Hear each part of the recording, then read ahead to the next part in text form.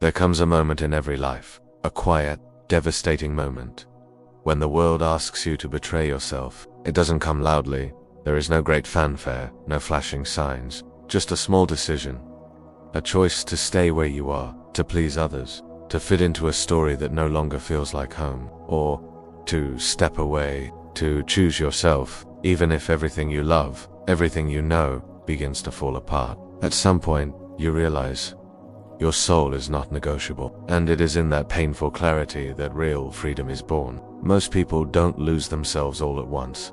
No, it happens slowly. It happens when you say yes, when you mean no, when you stay quiet to avoid conflict, when you smile even though your heart is aching, when you lower your standards because you're afraid of being alone.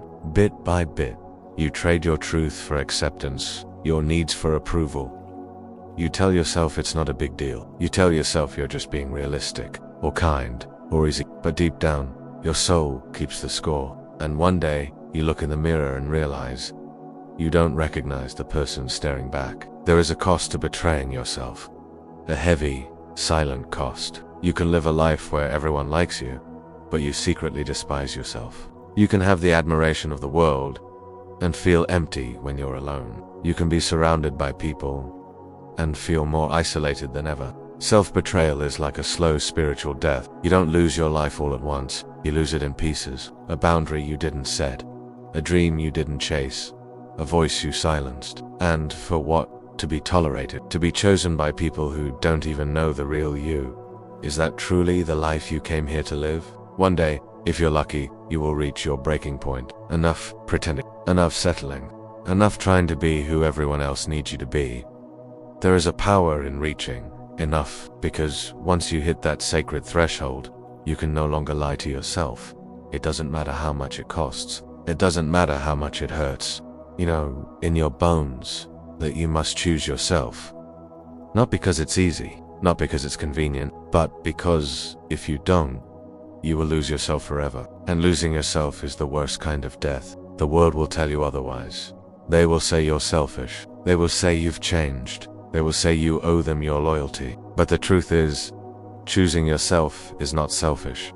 It is sacred, because when you choose yourself, you are honoring the one soul you were given. You are saying, I will not abandon myself, even if it means losing everything else. And that is not cruelty.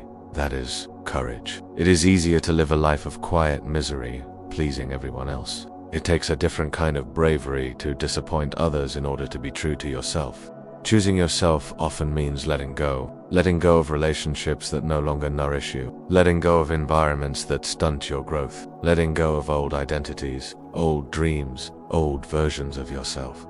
There will be grief, real bone-deep grief, because even toxic things can feel familiar. Even the wrong people can feel like home. You are not just losing them, you are losing the life you thought you were supposed to have, and it will break your heart. But understand this. Grieving is not a sign you made the wrong choice. It is a sign that you are alive, that you are brave enough to mourn the life you outgrew. Grief is the cost of growth. Choosing yourself can be lonely. You will walk through seasons where no one understands you, where you doubt yourself, where you wonder if you made a terrible mistake. This is the valley between who you were and who you are becoming. It is a lonely place, but it is not a dead place.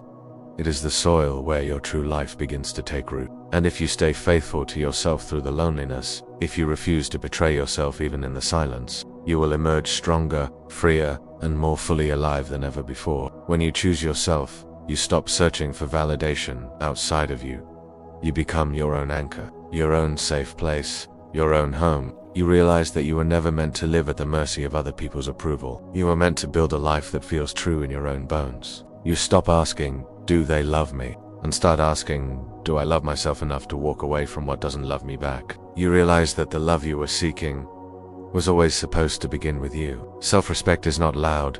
It does not scream. It does not beg. Self-respect moves quietly. It simply says, I choose me, even if you don't. And that quiet decision changes everything. It alters the way you walk into a room. It alters the way you love, the way you dream, the way you demand more from life. When you have self-respect, you no longer beg for crumbs. You sit at the table of your own soul, and you feast. Choosing yourself isn't just a one-time decision. It's a daily practice. It's choosing jobs, relationships, friendships, dreams that are aligned with your soul. It's walking away from anything that makes you betray yourself. No matter how glittering it looks on the outside, it's not always easy. The world is full of temptations to settle, but your peace will whisper to you. Your heart will tug at your sleeve. And if you listen, if you trust yourself, you will build a life that feels like truth, not performance. You were never meant to live half a lie.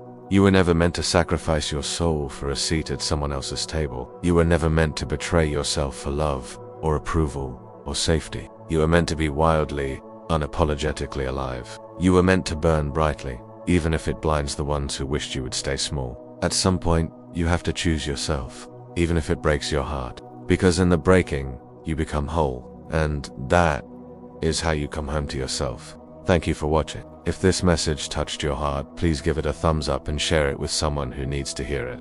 It helps spread the message of inner peace and self-discovery. And if you'd like to see more videos like this, don't forget to subscribe. Your journey matters. Until next time, stay true to yourself.